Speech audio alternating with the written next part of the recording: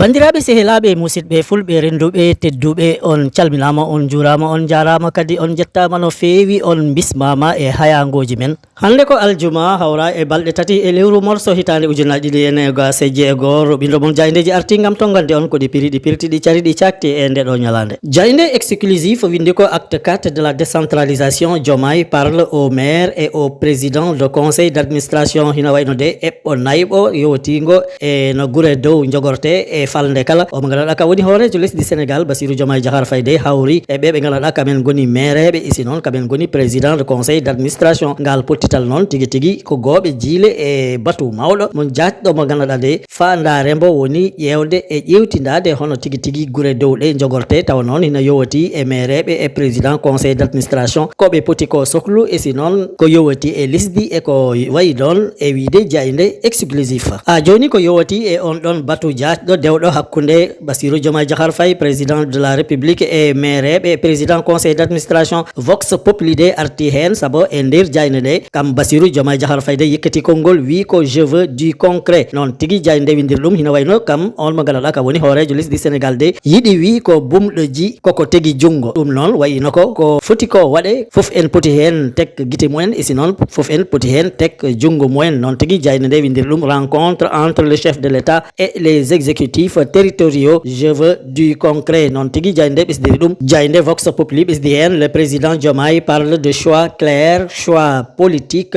un choix moral. Nous allons donner aux collectivités territoriales les moyens effectifs d'exercer leurs compétences kam on mo ganduɗa ka woni Bassirou Diomaye Diakhar Faye de ha joni wi ko suɓɓogogo suuɓi e liggodade e palɗe kala e nder lesdi he ɗum kam hina laaɓi e hakkille mum esi noon kala ko yowi e ko moƴƴinta woni choix politique kam de homo hen dari ha joni kam Bassirou Diomaye Diakhar Faye wi ko kala ko takata ɓe ganduɗa heeɓe koɗi gaka dow ɓe jiiya koye mumen e nino lesdi ndi yahanirte kam homo hen dari ha joni ha takki kam on Bassirou Diomaye Diakhar Faye wide ma yaltin tigui kala ko woni koppareje e bawɗe mum e gandal mum gam tigui tigui ɗum ɗon ko yuɓɓinte e guure dowɗe woni falde kala ha ɗum hanto no hannirta ni. Jayde enquête kam no goɗɗum yiiri ɗum saabu windi ko à quelques mois des locales Diomaye courtise les élus locaux ina wayno de jayde enquête kam nino yiiri ɗum ko heɗen payi e suɓgoji maire e conseil départementaux ji ɗum ɓoyata ha taki noon Diomaye de hina wayno hombo welno ɓeɓe ganduɗa kamen goni hande heyniɓe falde kala esi noon heyniɓe mairie ji e nder Sénégal noon tigui jayde windir ɗum elle dal kam on mo ganduɗa ka woni Bassirou Diomaye Diakhar Faye de welnoto ɗumen gam janggo jaam landa politique mum wawa dañ maireɓe kewɓe dariɓe e nder lesdi he foof e wiide jayde enquête jayde nde ɓesdi hen le chef de l'état promet qu'aucune commune ni aucun département ne sera supprimé hina wayno de kam on mo ganduɗa ka woni hoorejo lesdi Sénégal Bassirou Diomaye Diakhar Faye de wi hay commune goto woni maire goto ittetake e nder Sénégal isi noon hay département goto ittetake e nder Sénégal wiyete kay ko ɗum ɓesdete isi noon haydara ko ustate hen ha joni jayno de ɓesdi hen les élus réclament davantage de moyens, un véritable statut et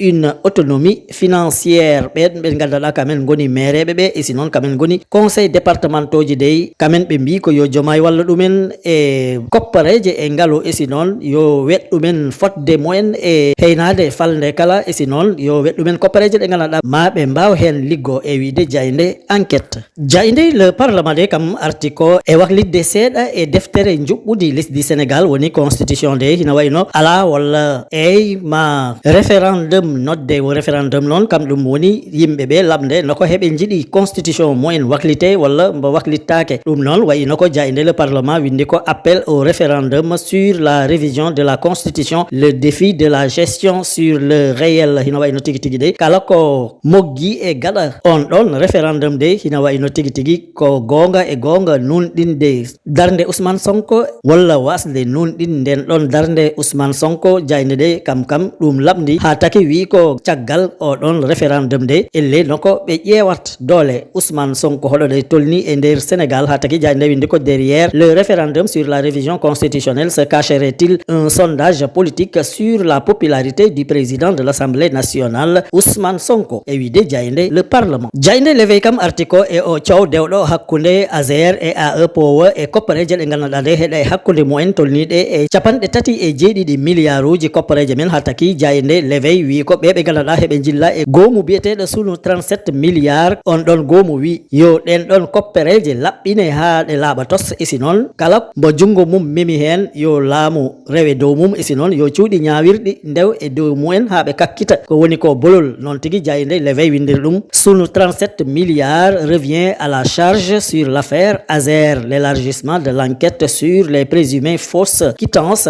réclamées ina wayno de wotta kayitaji ɗi ganduɗa ɗi jaltinanoma gam hollirde tigui tigui liggey o baɗraɗo ɗen ɗon koppareje tawa noon ɗin kayitaji ndeke ɗi gona gonga ɗi nunɗani noon tigui jayde nde windi ko la piste El Hadji Talla Diop évoqué kamen ɓen jillaɓe e gomu suñu 37 milliards de ɓe mbi ko o mo ganduɗa ka woni El Hadji Talla Diop guinnaɗo e ɗen ɗon koppareje ɗey yo ɗum laɓɓine ha ɗum laaɓa tos e si noon koppareje ɗe kam yo ɗe gartire ɗe jaltine e wiide jayde l'éveil noon tigui jayde l'indépendant gonɗiniri ɗum saabu windi ko fausse quittance dans le scandale Azer sunu 37 milliards vilipande Talla Diop ina wayno de o mo ganduɗa kam woni Talla Diop de inde mum kam nde towi e nder Sénégal saabu ko wi'a ko e si ko tega ko e dow nguro mum tawi ko gonga de kam yakkima e nder Sénégal ha taki jayde nde wi ko kayitaji ɗi ganduɗa kam ɗi kollirta liggey o mo ganduɗa mbo waɗrama e ɗen ɗon koppareje kewɗe woni capanɗe tati e jeeɗiɗi e milliard uji men goomu biyeteɗo sunu 37 milliards de kambo kam mbo yekkati konngol tegui e dow o mo ganduɗa ka woni El Hadji Talla Diop guinnaɗo e kanɗon guyka koppareje kewɗe ɗe ganduɗa de si ɗe jiitama ma ɗe mbawa liggore ko heewi e wiide jayde l'indépendant siko en garti e ko yowati e politique de jayde le point info windi ko Assemblée nationale l'opposition saisit les instances internationales après les incidents du 29 juin ina wayno de ɓe ganduɗa kamen keedi e lande politique kuccitɗo e laamu woni opposition de kamen kam ɓe kalmoyima laamu ngu e hoore ngo e sinon ɓe kalmoyima ɓe wonɓe Assemblée nationale toon to goomuji gonɗe e nder aduna tawa noon heɓe ƴeewa ko woni ko bolol e sinon heɓe kakkita ko ganduɗa ko ɗum waɗama tawa noon ɗum rewnaka lawol ɗum noon caggal de kawral waɗi toon to suudu sarɗiji ndu Sénégal woni Assemblée nationale mbo Sénégal e balɗe nogas e jeenayyi e lewru korse woni 29 juin nden tigui ɗum waɗi pooɗe ndurede hakkude o mo ganduɗa ka woni Abdou Mbow ketɗo e lande opposition e si noon e député ji ketɗi e lande Pastef ha taki noon ɓe mbi ɗum ko waɗa toon de ɗum wona bolol ha taki ɓe kalmoyi ɗumen e wiide jayde le point info gasnirten koko yowati e alhaali gorkati débati ha ɓooya mbiyen gora débat saabu jayde la libération windi ko acte contre nature transmission volontaire du VIH et mise en danger de la vie d'autrui la police cerne une nouvelle filière ina wayno de ɓe ganduɗa heɓe miijarno ko tigui heɓe dabta yimɓe